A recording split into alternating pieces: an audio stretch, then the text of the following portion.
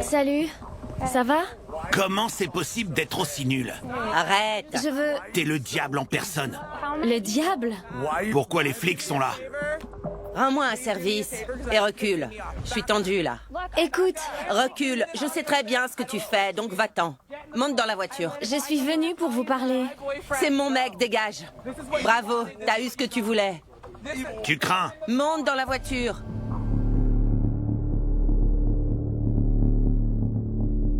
Dans cette affaire, on va se concentrer sur le libre arbitre. Vous vous souvenez de Britney? Libérez Britney! Libérez Britney! Libérez Britney! Il y a quelques années, tout le monde ne parlait que de Britney Spears.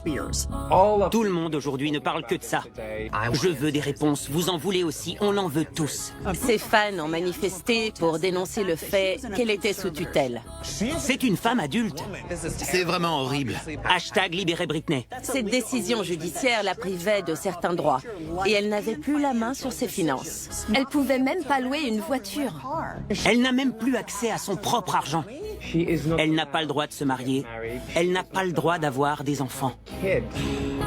Ses fans dénonçaient le fait qu'on la prive de ses droits aussi longtemps.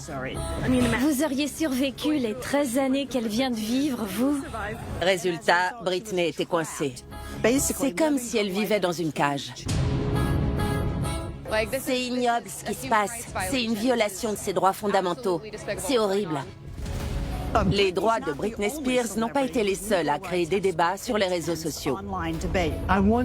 Je veux que les gens sachent ce que j'ai vécu. Aujourd'hui, j'enquête sur l'affaire Bam Margera, le Britney Spears de Jackass.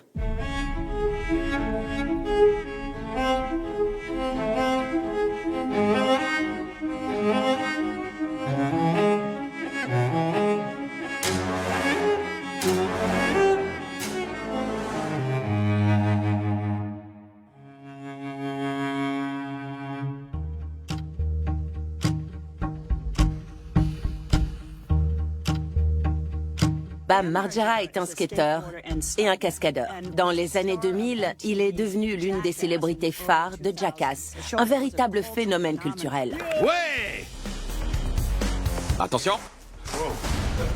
Quand j'étais petit, je les adorais. Ils étaient badass.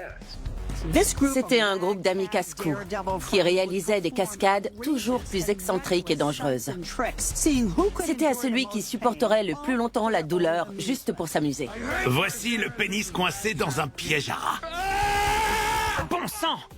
Plus c'était stupide, plus il s'amusait. Cette petite émission s'est finalement transformée en un énorme succès. Ils ont même réalisé 3 longs métrages.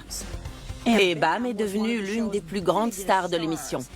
Il était tellement populaire qu'il a eu droit à sa propre série, qui a duré 5 saisons. Dedans, il s'en prenait à sa famille. Il leur jouait des tours impitoyables. Dans d'autres interviews, tu as expliqué ne pas être très à l'aise avec la célébrité. Je me suis toujours dit que si j'étais célèbre, ça résoudrait tous mes problèmes.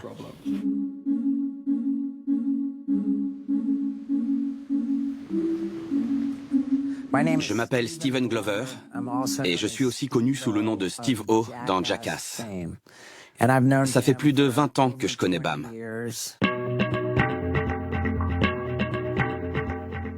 Au début, quand les premiers épisodes de Jackass sont sortis, Bam était connu comme le skateur de la bande. Jackass l'a propulsé et il a commencé à gagner énormément d'argent. Il vendait plus de skateboards que Tony Hawk. Bam est vite devenu très populaire. Il n'était absolument pas intéressé par la drogue. Il n'en consommait pas du tout. Alors que moi, j'étais à la rue. Je dormais sur le canapé de mes potes. J'étais au chômage, j'avais pas d'argent et j'avais des gros problèmes d'alcool et de drogue. Et ces 20 dernières années, je dirais que nos rôles ont été complètement inversés. Du moins, presque. Jackass m'a détruit. Vraiment. Jackass, c'était tout pour moi. Mais bon, on s'en fout que je sois bourré ou pas, là.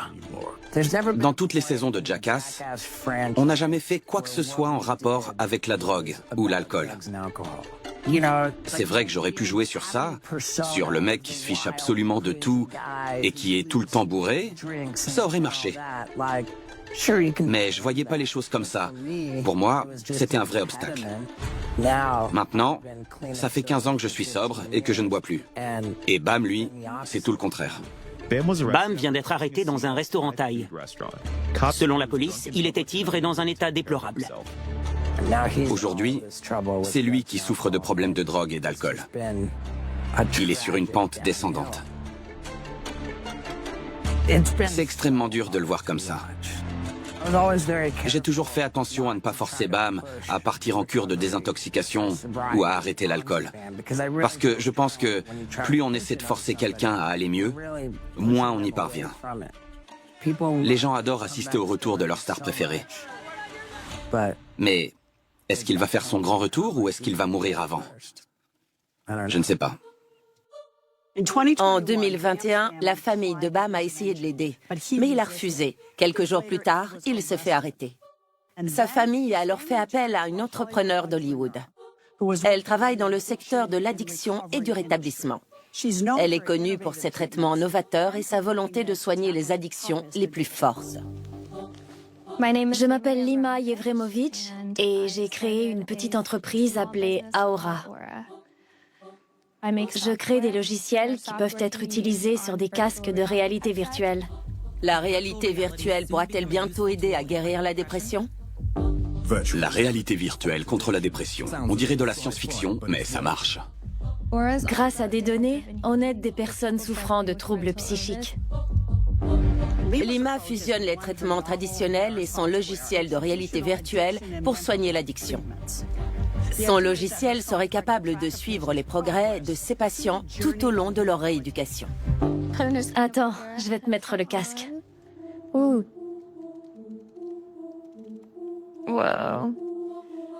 Je vais te plonger dans une situation traumatisante. On analyse le modèle comportemental, les caractéristiques vocales et les biomarqueurs de chacun de nos patients. J'entends tout. Ça me fait bizarre. Oh, j'aime pas du tout. Ça fait peur. Le logiciel permet de prédire si un patient risque de se faire du mal ou d'en faire à quelqu'un d'autre, mais également s'il risque de faire une rechute. On l'a utilisé sur des vétérans, sur des patients toxicomanes ou sur des troubles psychiques sévères.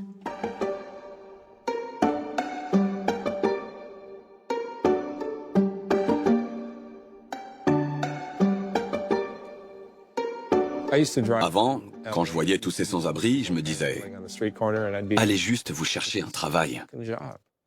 Sérieux. » Je suis allé à Skid Row pour les rencontrer. J'ai appris à en connaître certains, et en parlant avec eux, j'ai compris qu'ils avaient tous des vies tellement différentes. J'ai une chaîne sur YouTube, Soft White Underbelly, sur laquelle j'interviewe des toxicomanes, des dealers, des gangsters, des travailleurs du sexe, des Macs. Très rapidement, j'ai eu 100 abonnés, et puis 1000, et ça a continué d'augmenter encore et encore. Je suis tombée sur les vidéos de Mark et j'ai vu toutes ces personnes qui souffraient de dépendance. Je pensais avoir trouvé une solution, donc j'ai contacté Mark. Je lui ai dit que, selon moi, une douzaine de personnes avaient une chance de s'en sortir. Elle m'a demandé pour qui ce serait plus compliqué. J'ai tout de suite pensé à Amanda. Elle m'a dit qu'elle voulait l'aider. Elle essayait littéralement de se suicider tous les jours. Tout le monde se fait tuer. Certains meurent de vieillesse. On s'en fout. On est avec Larry, le père d'Amanda. Il est accompagné de Lima, qui a une solution pour venir en aide à Amanda. Larry, qu'est-ce qui s'est passé? Amanda est en prison à cause d'une agression. Sur vous? Sur moi. Avec un tuyau? C'est ça. Elle est en prison depuis quelques semaines. Un procès est en cours, mais on doit déposer une demande d'ouverture de tutelle. Lima a cherché à nous aider. C'est son apparence et sa prestance qui ont fait la différence à nos yeux. C'est un exemple de peine de substitution. C'est de plus en plus populaire. L'idée, c'est qu'on peut éviter d'aller en prison si on accepte de suivre un traitement spécifique qui correspond à nos besoins. Dans ce cas précis, Lima était devenue la curatrice d'Amanda. Donc c'est Lima qui prenait les décisions sur le futur d'Amanda. La particularité dans cette affaire, c'est que Lima a décidé d'intégrer Amanda à son programme, celui qui fait recours à son logiciel de réalité virtuelle. Je suis la personne la plus optimiste du monde, mais j'essaie aussi d'être réaliste. Donc, je pensais que ça allait être un échec. Salut Amanda. Salut, comment ça va? Finalement, ça a très bien fonctionné. Tu es en cure de désintoxication. Comment ça se passe? Ça va, parfois je ressens le manque. De la drogue? Ouais, Qu'est-ce que tu penses de Lima? c'est quelqu'un de bien, je l'adore. En plus, elle est trop belle. Et c'est beau ce qu'elle fait pour toi. Ouais, Quand j'ai vu la manière de travailler de Lima, j'étais content que ce soit elle qui aide Amanda. Elle était incroyable. La technique d'exposition nous plonge dans des situations traumatisantes. Mais un professionnel de la santé est là pour contrôler. Amanda, tu es d'accord pour vivre une simulation dans le Skid Row? pas de problème. Skid Row, ça rigole pas. Je pense que Aura est une bonne façon de mesurer les progrès de la thérapie clinique sur le patient. Aujourd'hui, ça fait 255 jours qu'elle est sobre. Et ça fait 189 jours qu'elle a commencé le traitement. Ce qu'il faut retenir, c'est qu'Amanda n'est pas un miracle. Et qu'avec ce traitement, tout le monde peut s'en sortir. Lima était connue pour son traitement contre les troubles addictifs et pour son expérience de curatrice. C'est pour ça que la famille de Bam l'a contactée pour s'occuper de lui. T'es trop belle. Ah, merci, c'est gentil. T'as l'air en forme. Toi aussi. Je suis devenue la curatrice de Bam en juin 2021. Et voilà, je marche 13 km par jour. Ouais, c'est super. Je suis devenue sa tutrice parce que personne ne voulait avoir le mauvais rôle.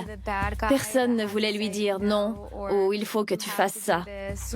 Ils me disaient tous, ça va détruire notre relation. Bam est très rancunier. Tu te fiches de ce qu'il pense de toi, non? J'étais sur le pont du Golden Gate et j'ai jeté 10 000 $. T'as fait ça quand? Quand j'y étais, On a obtenu une curatelle temporaire de 1 an. J'y crois pas. Honnêtement, il m'en a fait voir de toutes les couleurs. Mais on est devenus très proches, lui et moi. Je t'ai dit combien de fois qu'un curateur, c'était comme un parent. j'en sais rien. Toi et moi, on a une relation mère-fils. C'est April, la mère de Bam, qui m'a présenté Lima.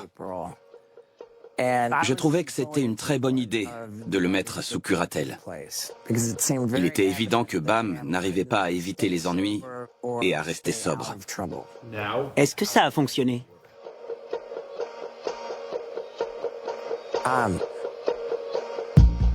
Ce soir, la police est à la recherche de Bam Margera. Il aurait menacé de tuer sa famille.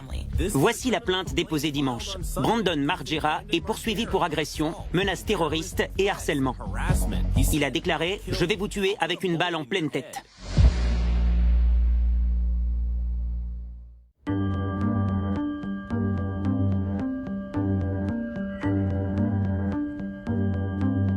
Ouais, Bam. On sait pas. On veut le meilleur pour lui. On veut simplement l'aider. Lima a envoyé Bam dans une clinique qui utilise le logiciel de son entreprise Aura. Mais en 2022, Bam est parti. Ensuite, il a agressé son frère et menacé ses parents. Il était évident qu'il avait fait une rechute. Ça ne présageait rien de bon pour la curatelle de Lima, ni pour sa marque. Il ne vient pas à son procès, mais sa famille sait qu'il est dans le coin. Et ils avaient peur qu'il vienne chez lui. Surtout que sa maison était actuellement louée à son frère, Jesse, qu'il venait d'agresser.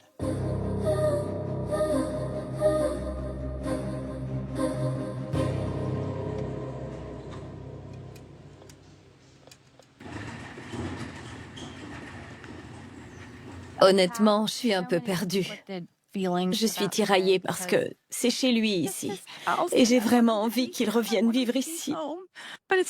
Mais il faut qu'il continue sa démarche. J'ai peur parce que la situation est devenue incontrôlable. J'ai juste envie qu'on mette fin à tout ça, à tout ce bordel. Quand Bam est là, je pense que ça va mal se passer. Et c'est encore pire.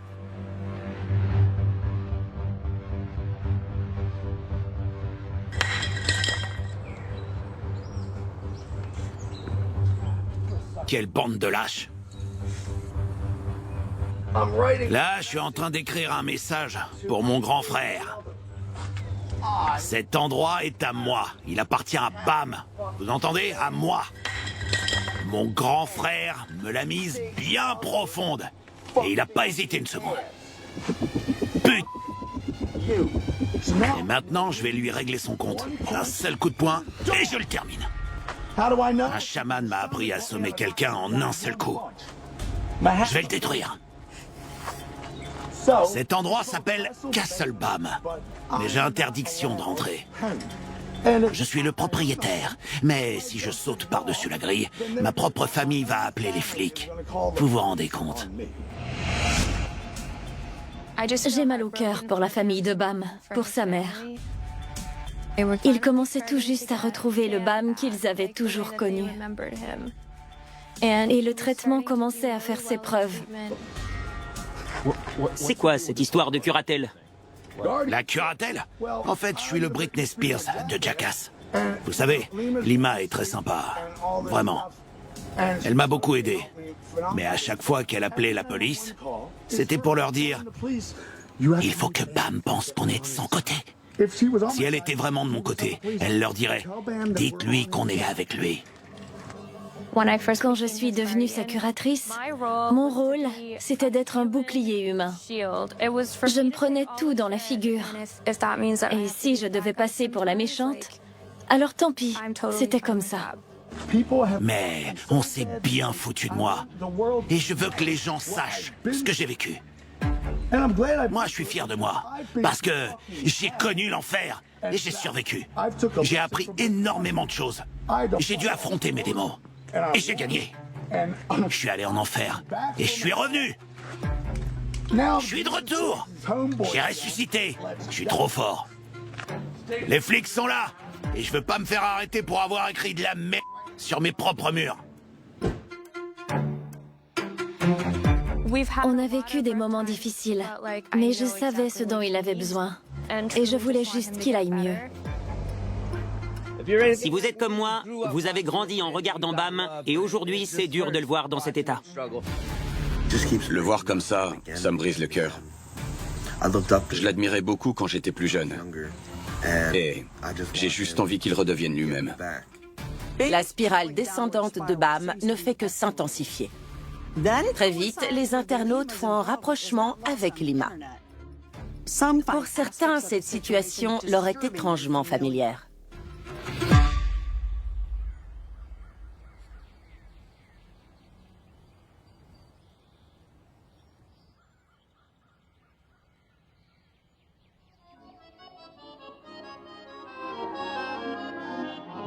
Quand je suis dans tes bras, mon chéri, je ne partirai jamais.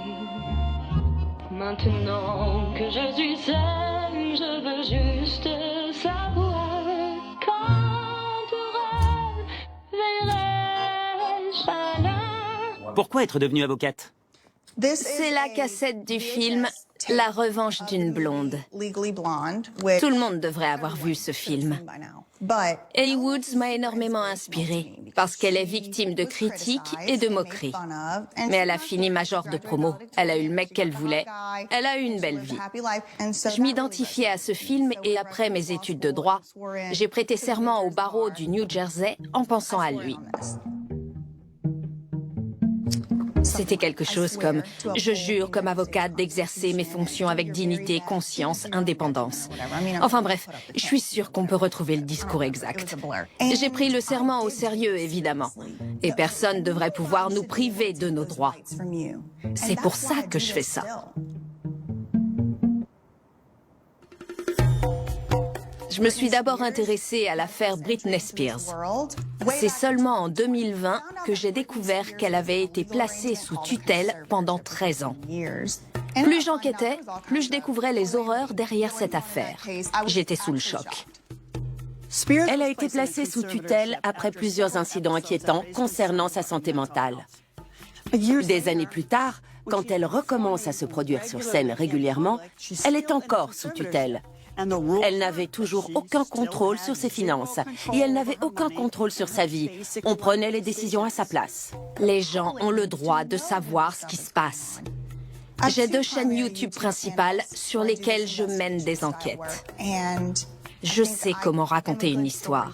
Et c'est comme ça que je peux expliquer certaines choses et informer les gens. J'ai eu un rôle important dans le mouvement Free Britney.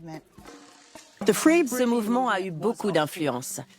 C'est cette implication du public qui a joué en la faveur de Britney, parce qu'elle a ensuite pu mettre fin à la tutelle. Quelque temps après, quelqu'un m'a alerté et m'a expliqué que Bam Margera avait lui aussi été placé sous tutelle. Bam Margera est le Britney Spears de Jackass. Par contre, j'ai trouvé ça bizarre que Lima soit sa tutrice, surtout quand je l'ai entendu s'exprimer. On souhaite traiter la santé mentale de la même façon que la santé physique. On travaille avec des psychologues cliniciens qui nous aident avec les patients. Elle n'a pas les qualifications requises pour faire ce qu'elle fait. C'est pour ça que j'ai enquêté. L'argument que j'entendais le plus au début, c'était « il est placé sous curatelle, pas sous tutelle ». Mon diplôme en droit me dit que c'est la même chose. On utilise parfois curateur et tuteur de façon interchangeable. Ça n'a pourtant rien à voir. Un curateur est là pour conseiller et accompagner quelqu'un dans certains actes de la vie civile, alors qu'un tuteur a le contrôle sur les finances et les biens de la personne dont il s'occupe. Et dans ce cas précis, Lima était la curatrice de Bam. Elle n'avait absolument aucun contrôle sur ses finances. Dans ces 2 accords à l'amiable, les droits fondamentaux et inaliénables d'une personne sont assignés à quelqu'un d'autre. J'ai vu des curateurs et des tuteurs abuser de leur pouvoir. Je pense par exemple à plusieurs cas de trafic d'êtres humains. D'autres ont gagné énormément d'argent en étant les tuteurs de célébrités. Lima n'était pas payée pour être la curatrice de Bam. Mais Bam reste une célébrité, donc elle a quand même obtenu quelque chose de tout ça. Elle venait de sortir son casque de réalité virtuelle, par exemple. Et ça lui aurait fait une bonne publicité, si elle avait réussi à soigner quelqu'un comme Bam Margera.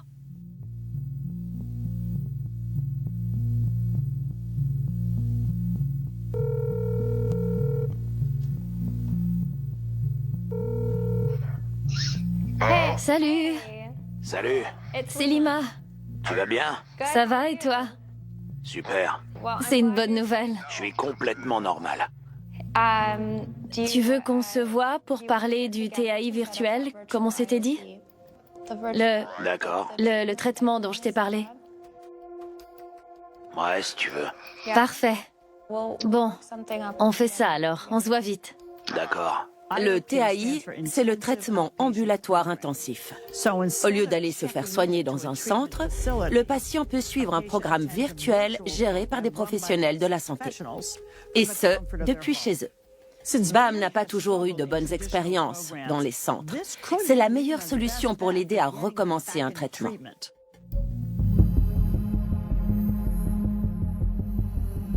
Bam Margera a besoin d'aide. Allez, c'est bon. Mais Lima n'aurait jamais dû être la curatrice de qui que ce soit. C'est n'importe quoi. Le fait qu'elle veuille imposer son traitement à Bam, ça fait peur.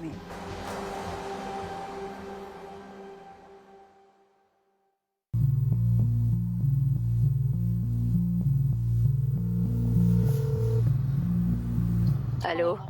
Ça va? Pas trop. Je suis à l'hôpital. Je vais aller le voir là. Je suis tellement inquiète pour lui, Lima. Je sais, moi aussi je suis inquiète. Il a dû prendre quelque chose. Il a forcément pris quelque chose. On verra bien quand on recevra ces analyses sanguines. En mars 2023, Lima et Bam se sont retrouvés pour parler du traitement. Mais en plein milieu de leur réunion, Bam a fait une crise d'épilepsie. Il a été emmené à l'hôpital. Je sais pas quoi faire, Lima. Je sais. J'ai tellement peur. Je commence à perdre espoir. Toute cette situation n'a aucun sens. C'est parti trop loin. Je sais plus comment l'aider. Il faut qu'il comprenne qu'il ne peut plus faire n'importe quoi. Oui. Il va finir par se tuer. Il faut vraiment qu'on parle. On m'a expliqué que tu étais mal en point. En fait, j'étais allé au bar juste avant. Mais parce que c'était la Saint-Patrick. Donc je suis sorti.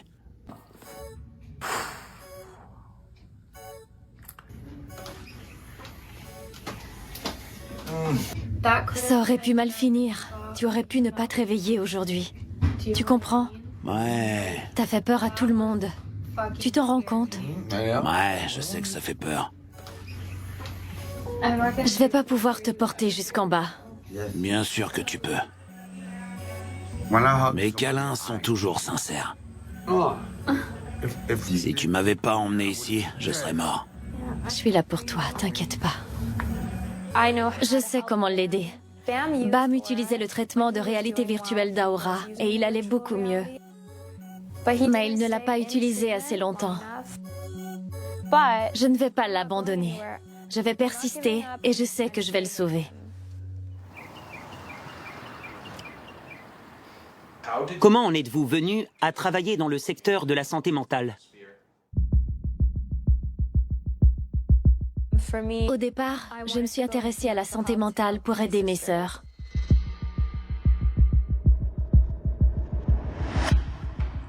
J'ai grandi au Canada. Il y avait ma mère, mon père, mes petites sœurs jumelles, Dia et Dahlia, et moi. Un membre de ma famille a longtemps abusé de mes sœurs et moi. J'ai passé toute mon enfance à avoir peur. C'était quelqu'un d'extrêmement violent. Il abusait de nous sexuellement et il frappait souvent notre mère devant nos yeux. Et... Pardon.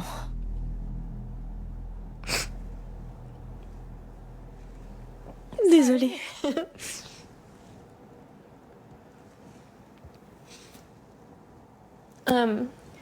C'était très compliqué.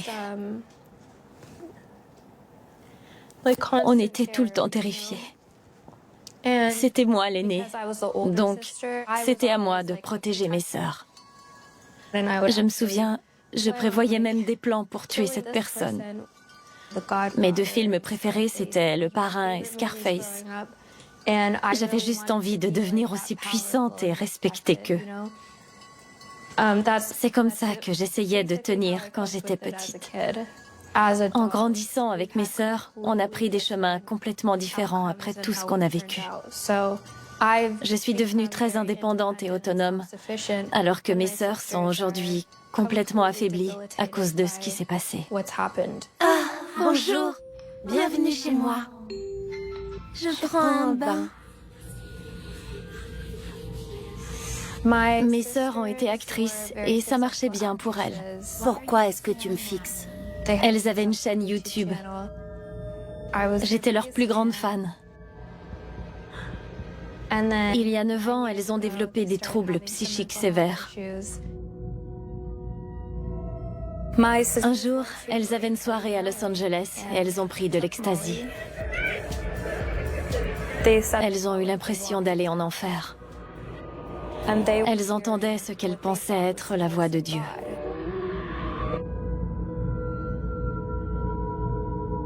Après cette nuit-là, tout a changé. Elles ont vu un médecin, mais il n'avait pas les bons outils pour les soigner. Il leur a dit qu'elles étaient schizophrènes et il leur a donné un tas de médicaments. Tout va bien, docteur?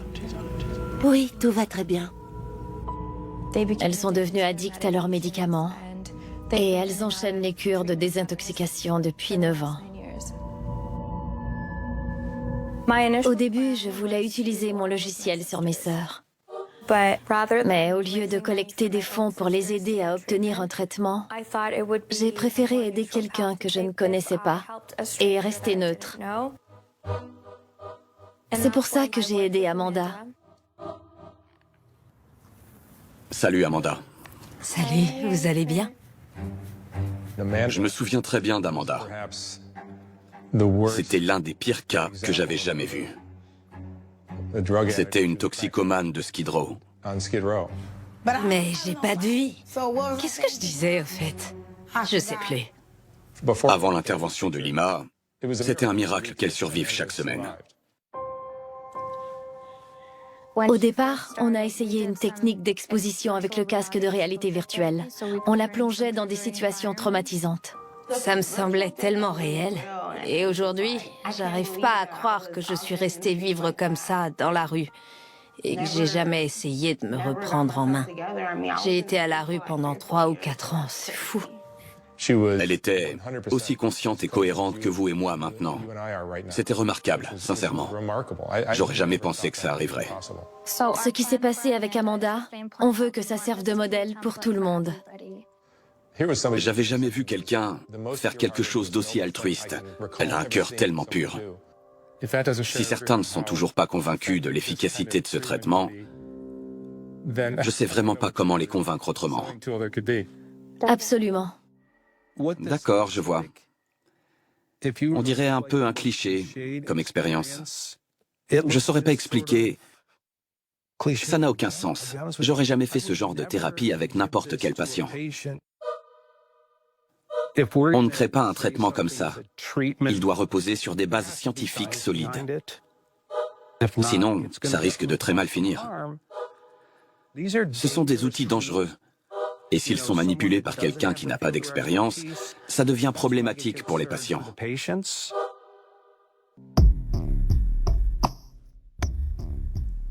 Ça aurait pu être une si belle histoire. Je pense que personne ne sait vraiment ce qui s'est passé. Encore aujourd'hui. Bon, Lima et Larry. On est là pour parler de... Je ne sais même pas comment le dire. Qu'est-ce qui s'est passé? Alors, ça s'est passé le dimanche 9 mai. Les soignants sont entrés dans la chambre d'Amanda. Ils pensaient qu'elle dormait, mais ils se sont rendus compte qu'elle était décédée.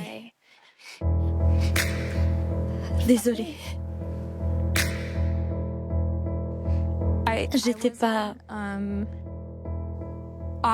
pas obligée d'aider Amanda. Je l'ai fait parce que j'en avais envie. On était très proches et elle avait réussi à se reprendre en main. Elle s'en était miraculeusement sortie et elle aidait même les autres patients. J'ai beaucoup souffert de sa mort.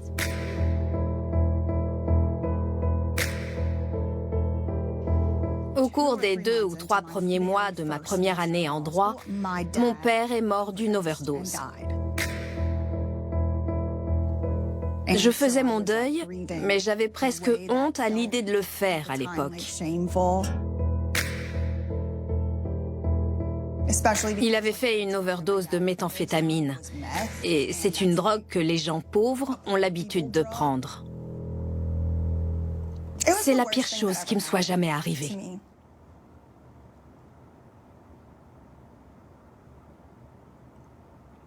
Et à la fois, ça m'a aidée. Aujourd'hui, je pense que je ressens plus de compassion envers les autres. Notamment ceux que la société marginalise. Pour certains, mon père, c'était juste un toxicomane. Mais c'était aussi mon père. C'est lui qui m'a appris à être qui je suis, et il souffrait juste d'une dépendance. C'est la même chose pour Bam Margera. C'est pas uniquement un toxicomane, c'est aussi un père. Et Amanda Raab n'était pas simplement une prostituée addicte au crack. C'était un être humain qui avait des problèmes et qui devait se battre comme nous tous. Je pense que la dépendance en général est un sujet qui me tient à cœur. J'ai appris à vraiment écouter ce que les gens avaient à dire et à ne pas me baser sur des stéréotypes. C'est facile de se faire de fausses idées. La raison pour laquelle j'ai étudié le droit, c'était pour aider ceux qui n'avaient personne pour les aider.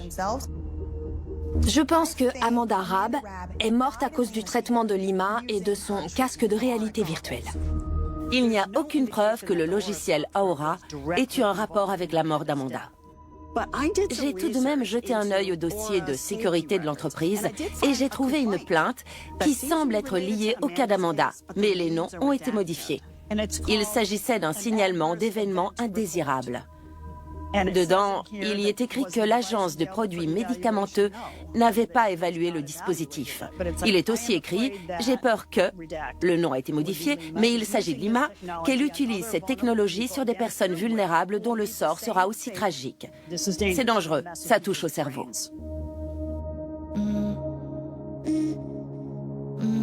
Je pense que Lima avait vraiment de bonnes intentions. C'était aussi le cas d'Elizabeth Holmes. Elizabeth Holmes avait commencé ses études à Stanford avant d'abandonner.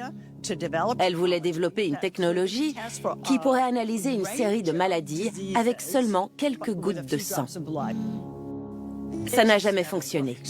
Elle avait les bons mots et elle a su convaincre de gros investisseurs de la suivre dans sa démarche. Elle a récolté des millions de dollars. Mais c'était une arnaque. Aujourd'hui, elle purge une peine de 11 ans. Lima me fait penser à Elizabeth Holmes.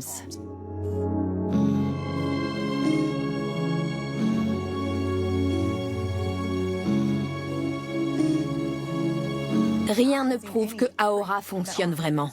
Ça n'a pas fonctionné sur ceux qui l'ont utilisé publiquement. Je n'ai aucun problème avec le logiciel, mais j'ai un problème avec la corruption et les mensonges.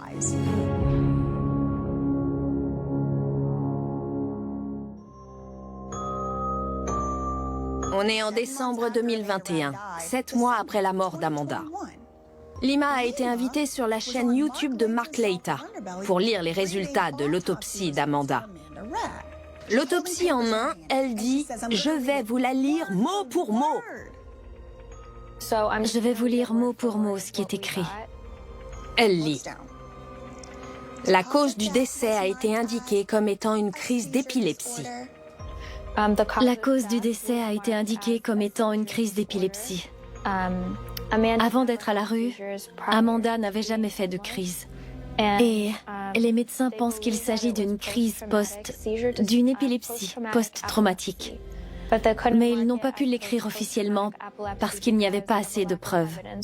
Mais il n'y avait pas assez de preuves, alors ils ont écrit qu'elle avait fait une crise d'épilepsie. Alors ils ont écrit qu'elle avait fait une crise d'épilepsie. J'ai demandé à obtenir l'autopsie. C'est un document public. J'ai rien trouvé dans le document qui parlait de crise d'épilepsie. Je n'ai pas vu le mot épilepsie une seule fois. Il est écrit qu'Amanda Rabb est morte d'une arythmie cardiaque. Les facteurs d'aggravation comprenaient la schizophrénie, l'hypertension et l'obésité. Elle a menti ouvertement sur la cause du décès d'Amanda.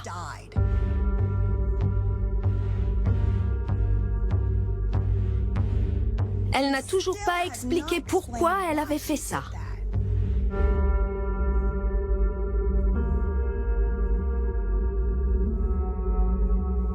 Je ne sais pas ce que Lima est en train de lire dans la vidéo.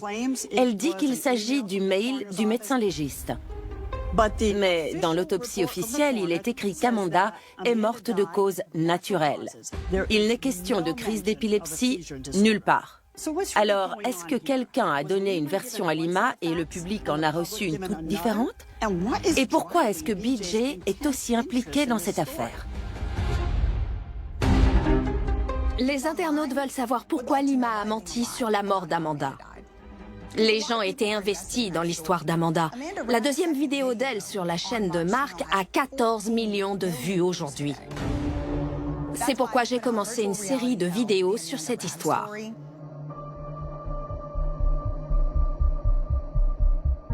La première étape dans le modèle Aura, c'est soit la tutelle, soit la prison. Peu de temps après que BJ a sorti ses premières vidéos sur cette affaire, certains de ses abonnés ont commencé à en discuter entre eux. Lima est un génie. C'est une grande manipulatrice. Plus j'en apprends, et plus je me méfie. Je reste prudente. Lima veut juste de l'argent. Et ça fait vraiment peur. Si je devais décrire mes abonnés en un seul mot, je dirais qu'ils sont curieux. Est-ce que cette femme a le diplôme nécessaire pour pouvoir être la curatrice de BAM? Ils veulent s'informer. On n'y croit pas jusqu'à ce que ça nous arrive. Je pense que Lima veut avoir le contrôle sur les gens qui l'entourent. Ma théorie, c'est qu'elle est venue de Serbie en tant qu'espionne pour essayer de récupérer des informations. Ce sont des conspirationnistes? Et alors? En général, on dit ça pour faire taire les gens, pour chercher à les discréditer. Je pense qu'ils ont seulement envie d'aider, et je leur montre comment faire sur ma chaîne. Je pense qu'on peut faire quelque chose. On peut agir pour aider BAM, Britney Spears et tous ceux qui sont dans cette situation. Sur Discord, un jour, quelqu'un a créé un serveur et l'a appelé That Surprise Army. On était tout un groupe dedans. En fait, c'était les fans les plus proactifs, si je peux dire ça comme ça, de BJ. L'objectif, c'était de collecter le plus d'informations possible pour pouvoir mettre fin à la tutelle de BAM et le libérer de l'emprise de Lima. BJ a demandé à sa communauté de répandre l'histoire pour que tout le monde sache la vérité. On n'a pas tous réagi de la même façon.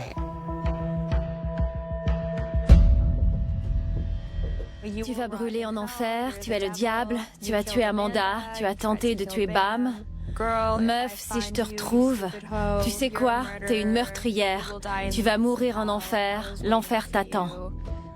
On réclame justice pour Amanda et justice pour Bam. T'es qu'une arnaqueuse. J'ai reçu tout ça aujourd'hui. C'est arrivé plusieurs fois que des gens me poussent, qu'ils s'en prennent à moi en public et qu'ils me crachent dessus. Certains sont même venus chez moi. Je sais que l'homme qui a créé le serveur sur Discord est allé chez elle et qu'il s'est fait repérer sur la caméra de surveillance. À cause des vidéos de BJ, de ses mensonges et de ses abonnés, notre vie a complètement changé. Maintenant, on est obligé de s'enfuir tout le temps. On doit vivre en cavale. Tout ça, c'est à cause du harcèlement qu'on subit avec mes filles. Notre vie est tellement instable que ça nous a affectés physiquement et psychologiquement. On vit dans la terreur. On se sent plus en sécurité à cause de l'ampleur qu'ont pris les vidéos de BJ.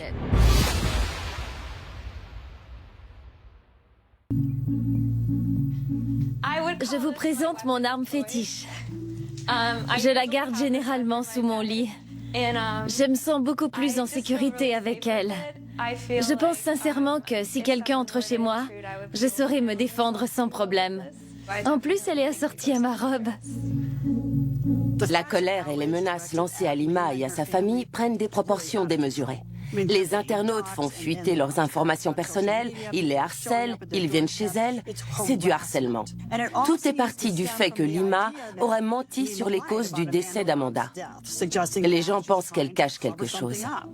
Et les médecins pensent qu'il s'agit d'une d'une épilepsie post-traumatique. Ils vont aller jusqu'où? Alors on a repris l'affaire depuis le début pour essayer de découvrir la vérité. Amanda avait pris des médicaments pour traiter l'épilepsie, du moins pour les crises. Et ça, c'est un fait. C'est cohérent avec les propos de Lima. Donc, est-ce qu'elle a vraiment menti? Est-ce qu'Amanda a fait une crise d'épilepsie qui a ensuite entraîné une arythmie cardiaque, qui est la cause de son décès? Je ne sais pas si on peut affirmer que Lima a menti. Et ce sont de dangereuses accusations.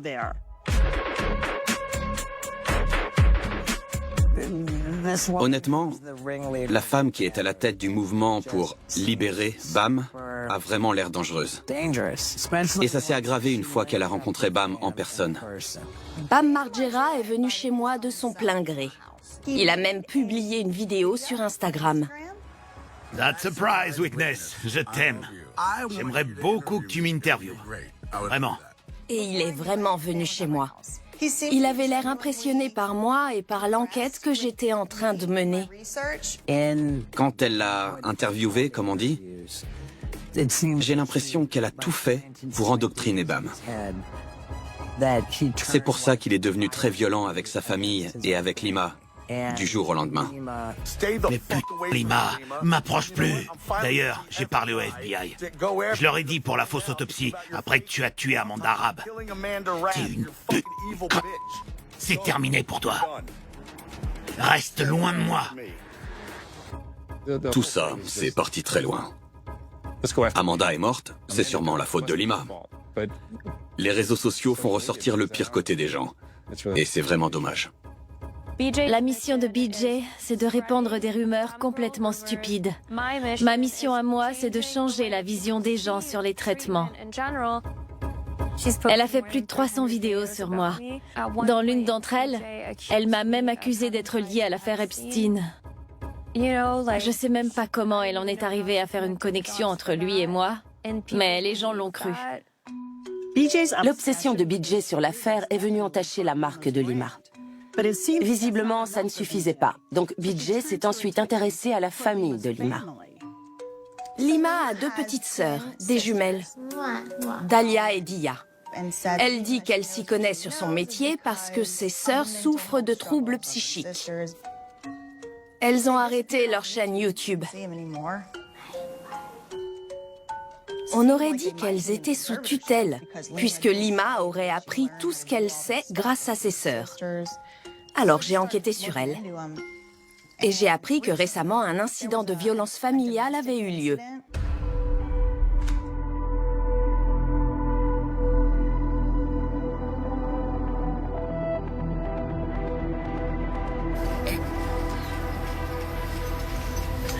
D'accord, merci. C'est ma fille. J'ai cru que j'allais mourir. Elle était en train de m'étrangler. Elle vous a étranglé? Elle m'a étranglée. On peut entrer? Allons à l'intérieur. C'était l'hiver 2022.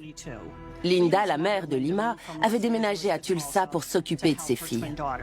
Elle est partie de Los Angeles pour fuir le harcèlement, mais aussi pour s'occuper de la santé mentale de ses filles. Dalia était en phase maniaque quand Linda appelait la police. Elle est où? Elle est où? Elle était dans la salle de bain, mais je sais pas ce qu'elle fait. C'est Dalia? Oui. D'accord. Dalia, tu es là? C'est la police. On peut te parler? Je veux écouter ta version, mais tu dois sortir.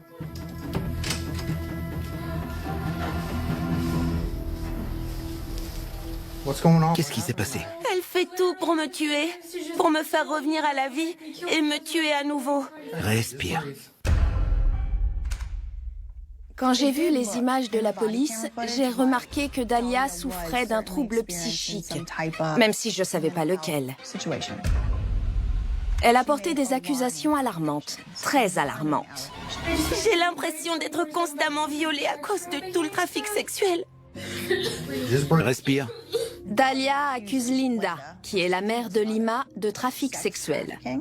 Elle continue en disant qu'elle devrait être enfermée en prison. Apparemment, c'était pas la première fois qu'elle avait dénoncé sa mère. Elle était déjà allée voir la police. Le trafic sexuel, c'est illégal. C'est très illégal, oui. Alors pourquoi c'est autorisé seulement avec moi? C'est pas autorisé. Peut-être qu'elle était en plein délire. Mais les policiers chargés de l'affaire n'ont même pas enquêté. Ils se sont contentés d'écrire absolument tout ce que Dalia était en train de leur raconter. En revanche, ils ont préféré croire la version que leur a donnée Linda, sa mère. Je peux regarder là? D'accord. Je vais être honnête avec vous. Je pense qu'elle n'est pas dans son état normal. Non, elle est devenue horrible. Je sais. Franchement, je comprends Linda. Je sais qu'elle ne voulait pas que les gens, et moi en particulier, voient ça. Mais malheureusement, la police ne faisait pas son travail. Mais les gens ont le droit de voir ces images. Et surtout, il faut rendre responsables les personnes qui ont choisi de ne pas enquêter. J'étais loin d'être la seule à trouver toute cette histoire louche. Je me souviens du jour où BJ a publié une vidéo de Dahlia sur sa chaîne. Dahlia était en train de crier à l'aide. Elle disait « Personne ne me croit ». Pourquoi personne ne me croit? Les images de ce soir-là sont gravées dans ma mémoire. Vous allez l'emmener en prison? Elle reste là pendant qu'on s'occupe de toi. BJ a demandé à sa communauté de répandre l'histoire pour que tout le monde sache la vérité. J'ai créé plusieurs sites, freedahlia.com, freedahlia.org, freedahlia.net, tout ce que je pouvais. J'ai fait ça parce que je suis persuadée qu'elle est exploitée par Lima et par sa mère. Qu'est-ce qui s'est passé à Oklahoma? Quand Dahlia était à Oklahoma avec ma mère, un jour, elle est tombée sur une vidéo de BJ qui m'accusait de faire partie d'un réseau de trafic sexuel. Et si vous allez voir les commentaires sous la vidéo, vous remarquerez qu'il y en a des milliers. Les gens affirment que c'est la vérité. Et ça a entraîné une psychose chez Dahlia. Elle a agressé ma mère parce qu'elle pensait qu'elle était de mèche avec moi et qu'on avait prévu de la vendre dans un réseau de trafic humain. C'est pour toutes ces raisons qu'elle continue d'accuser Lima et de parler de trafic sexuel. Je pense vraiment que BJ se moque de ses abonnés. Elle joue avec eux, elle ne sait faire que ça. Elle parle constamment de trafic sexuel et de trafic d'êtres humains. Je trouve que ce qu'elle a fait, c'est vraiment dégueulasse. C'est scandaleux d'accuser Lima d'être liée au trafic sexuel, sans aucune preuve. Les mots ont des conséquences. La sœur de Lima est très fragile psychologiquement. Et les accusations de BJ ont l'air de l'avoir complètement anéantie. Et ces accusations ont également changé le point de vue de certains de ses abonnés. Sur Internet, les gens sont imprévisibles. Je comprends pourquoi Lima et sa famille vivaient dans la peur. Si BJ demande à ses abonnés de faire quelque chose, ils le font immédiatement et sans presque jamais se poser de questions. On dirait un peu une secte.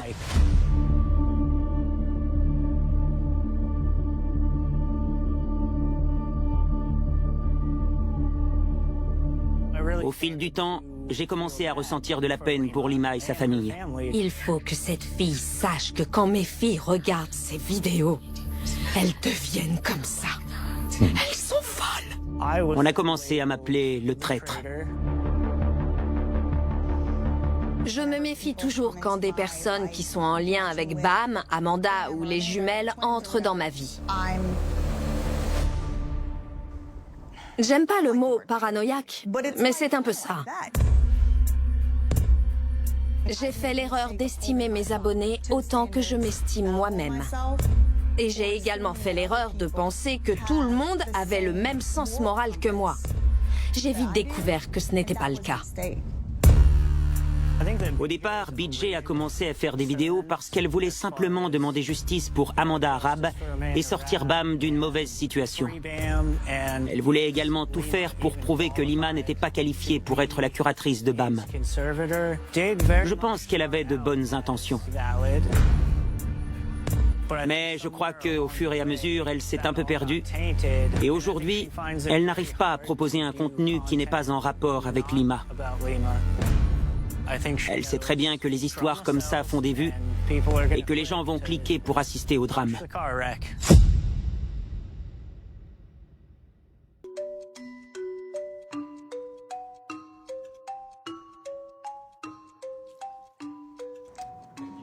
Vous pouvez nous en dire un peu plus sur votre tenue ? J'avais acheté une blouse de laboratoire pour faire une vidéo sur une crème hydratante. Donc je trouvais que ça avait du sens de porter une blouse. Depuis, c'est devenu mon costume. Ça fait pas de moi un médecin. Mon serre-tête, c'est ce qui me sert d'antenne pour communiquer avec mes abonnés. Et ça, c'est un crayon que quelqu'un m'a envoyé. C'est un cadeau. Je l'utilise principalement comme un effet visuel pour appuyer mes propos. C'est un peu comme une baguette magique, vous voyez. Mais c'est un crayon qui n'écrit pas. Mais bon, ça vient d'un magasin à prix unique. Je traite beaucoup de sujets sérieux et assez sombres. J'ai envie de tout dédramatiser. J'ai l'habitude de traiter des sujets qui, selon moi, sont très difficiles à aborder. Donc j'essaie de contraster ça en portant une tenue assez marrante. Je parle de sujets qui menacent notre démocratie et notre liberté.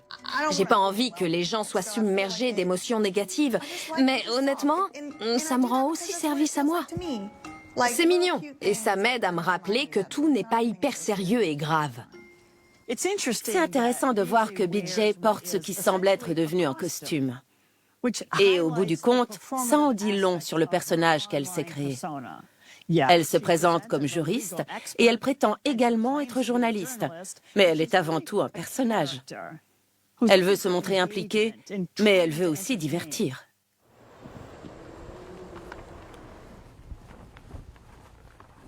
Priez pour Bam. On prie tous pour Bam, mon pote.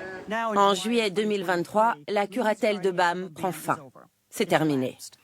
Même si elle n'est plus en contact avec Bam et qu'elle est en guerre contre BJ, Lima reste proche de la famille de Bam. Elle leur offre son soutien quand Bam se présente au tribunal pour avoir agressé son frère. On ne veut pas que Bam aille en prison pour ce qu'il a fait. On veut simplement qu'il reçoive l'aide dont il a besoin. On veut que le tribunal intervienne pour qu'il suive un traitement ou qu'il soit placé sous curatelle. Je pense qu'une curatelle est nécessaire parce qu'il ne se rend pas compte de la gravité de ses actes. Une dernière photo, s'il vous plaît. Une dernière. Merci, Bam.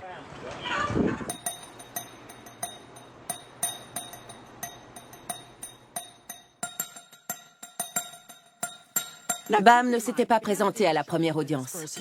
Cette fois, le juge aurait pu le laisser en garde à vue en attendant que la caution soit payée. Au lieu de ça, il a exigé que Bam se fasse dépister régulièrement et il l'a laissé partir sous son propre engagement. Et aucune curatelle n'a été mise en place. Pour Bam, c'est une grande victoire, à condition qu'il reste sobre et qu'il n'ait pas de problème avec la justice.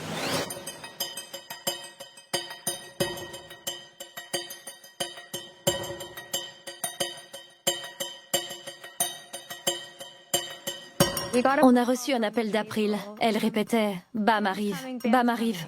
Elle lui avait donné le code du portail pour qu'il puisse entrer. April savait qu'il avait agressé son frère et qu'il avait une dent contre moi. Il m'avait ouvertement insulté sur la chaîne de BJ. Je n'ai pas regretté d'avoir appelé la police pour que tout se passe bien. Allô? C'est Lima? Oui. On est arrivé. Oh, Bam a menacé de rentrer dans le portail et il a aussi menacé son frère. Il avait l'air agressif, mais on l'a laissé entrer pour récupérer ses affaires ou pour faire ce qu'il avait à faire. Je sais pas trop, à vrai dire.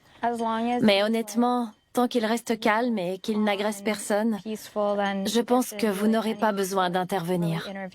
D'accord. Et vous savez quand est-ce qu'il doit arriver? Il est déjà là. Il est déjà entré. Il est là? Bam est retourné dans la maison dont il est propriétaire et où son frère habite actuellement pour récupérer des affaires. Mais je trouve ça bizarre qu'elle ait dit qu'il avait menacé rentrer dans le portail alors qu'il était déjà là. Il était déjà là et tout se passait plutôt bien. Je me suis demandé pourquoi elle avait impliqué la police. Salut. Comment c'est possible d'être aussi nul? Arrête. T'es le diable en personne. Le diable? Arrête. Pourquoi les flics sont là? Rends-moi service et recule. Je suis tendue là. Recule, tu sais très bien ce que tu fais, donc va-t'en. Monte dans la voiture. Lui parle pas. C'est mon mec, dégage. Bravo, t'as eu ce que tu voulais. Monte dans la voiture. Je veux plus te parler, alors dégage. Va-t'en. Va-t'en, je t'ai dit de t'en aller. Il est clair que leur relation ne sera plus jamais comme avant. Mais le chemin de Lima dans le monde de la santé mentale, de l'addiction et des curatelles est loin de s'arrêter là.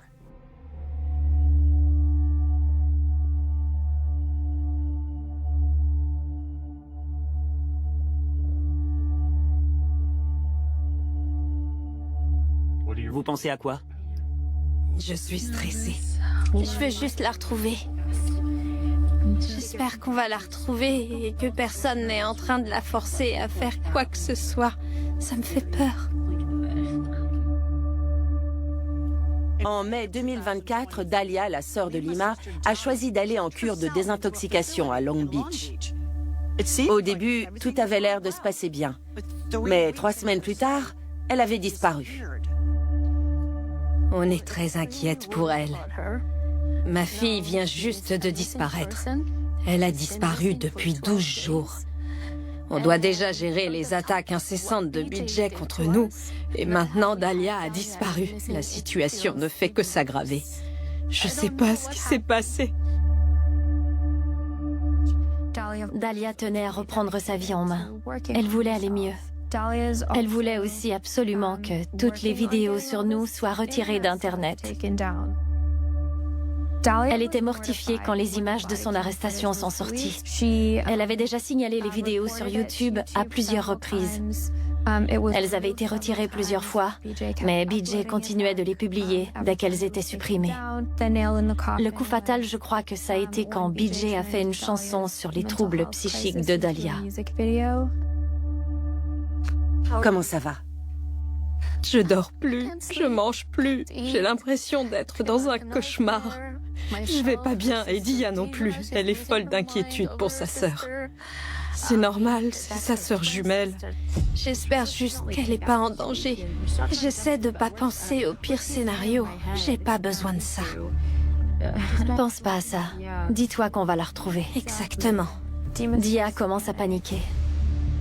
J'essaie de la calmer comme je peux, de lui dire qu'on va retrouver Dahlia et de ne pas penser au pire. Mais en réalité, j'en sais rien. Appelez-moi si vous avez des informations.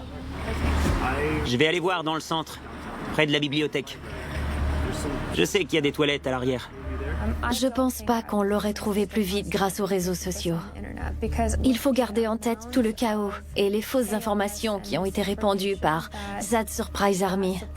Tous ces gens qui suivent et qui obéissent à BJ. Ils auraient appelé la police.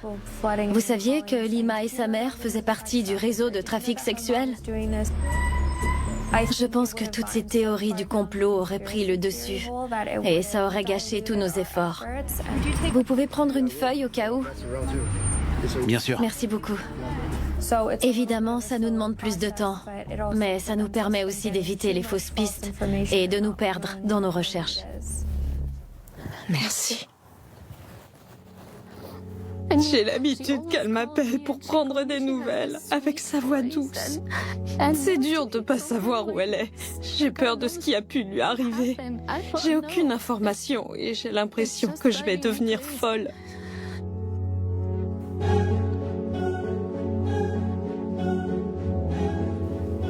On rentre chez nous. On a le sentiment de ne pas avoir avancé du tout. On a passé une journée de plus à la chercher. Mais quelques heures plus tard, quelqu'un nous appelle. L'enquêteur privé a retrouvé Dahlia. Vous êtes loin? Vous devez venir à la bibliothèque de Long Beach. D'accord, j'y crois pas. Merci, au revoir.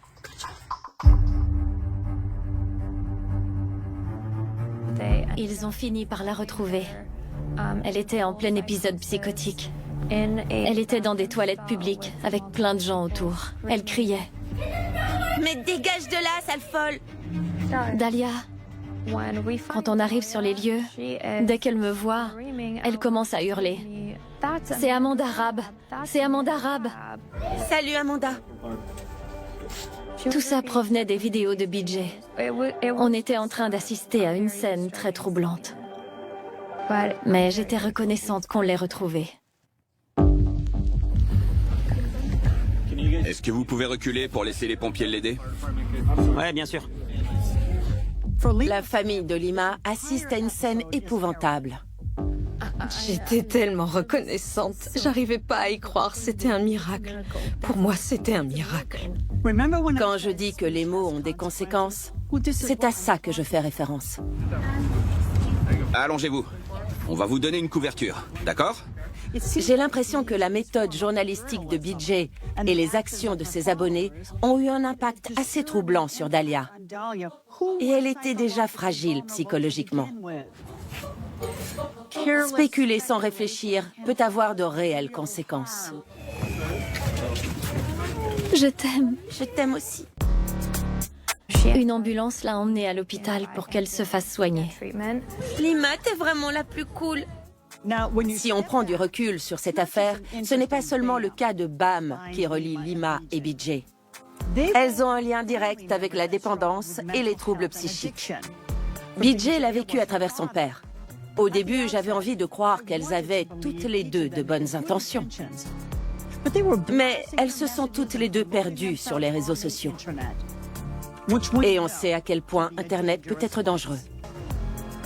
Au départ, BJ avait soif de vérité et elle voulait aider les plus vulnérables. Mais au fur et à mesure, son objectif a changé. Maintenant, elle n'a l'air de vouloir servir que ses propres intérêts.